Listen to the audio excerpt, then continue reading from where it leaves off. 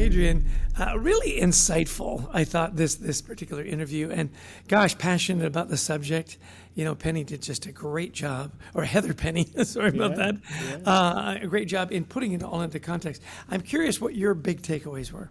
Well, I think, this is something we definitely see. And look, let's be a little blunt here. Sometimes women face this more than men, is that fear of, I'm not good enough at something. And Heather hit this, right on the nose, is that, sometimes men feel like they can do too much. Women don't feel like, I'm not qualified for that. And we got to get over our fears. And what she's saying is, and I love the example of the fear of public speaking. Why? Why are you afraid of public speaking? We can all communicate. We can all talk. We've all got something to share.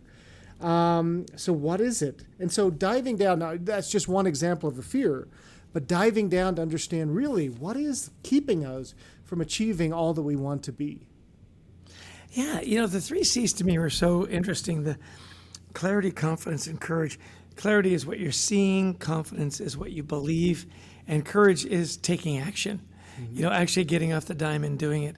I will tell you that her personal habits of breaking it down to daily, weekly, monthly, and annually really stuck with me because, I'm pretty good about doing things daily.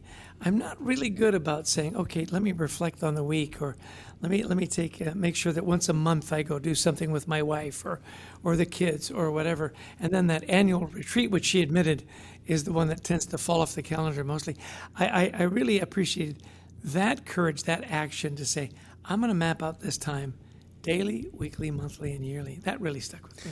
It did. And, when we do our coaching, we use the word discipline, right? Because this does take discipline. And, and she mentioned, look, the deer trails, the 5 minutes a day for 30 days to get habits starting to roll. Well, you and I we're working on a new journal, the gratitude habit. And we're going to help people over 90 days form a habit of being more grateful. Well, wonderful. But what happens then after that 90 days? What happens after that 30 days?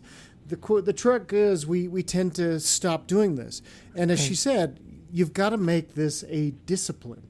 It's got to be something that you stick with, or it's not going to be part of who you are. Right. Well, those are my takeaways. Any last thoughts on what she shared with us today, Adrian? Yeah. One of the things, here we go. Yeah. One of the things that I thought was really kind of insightful is that, and we've talked about this idea of, self-defeating thoughts. And she said, look, we all believe something that is hurting us. Whatever it is, man, woman, young, old, we all believe something that's hurting us. Can you believe that in a different way? And so, I think a little introspection is really important at this point. Is what is it that's got you stuck? What don't you believe you can accomplish? You don't think you could take on a bigger job. You don't think you could, have a relationship with somebody because you're not worthy. There's just something that's holding you back right now. Dig in and find one that is, and ask yourself, can I believe this in a different way? And chances are, yes, you can. Yeah.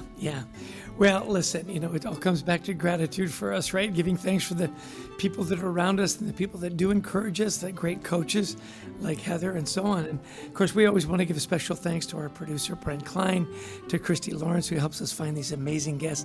And of course, to all of you that tune in and give us your time. You could be in a lot of places and you chose to spend your time with us. If you like this podcast, please share it. We'd also love to have you visit thecultureworks.com for some free resources to help you and your team and your culture thrive.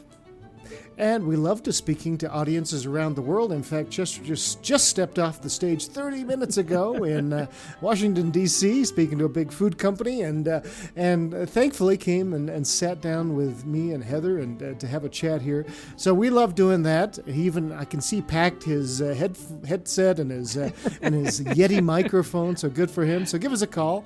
We'd love to talk about you and your event.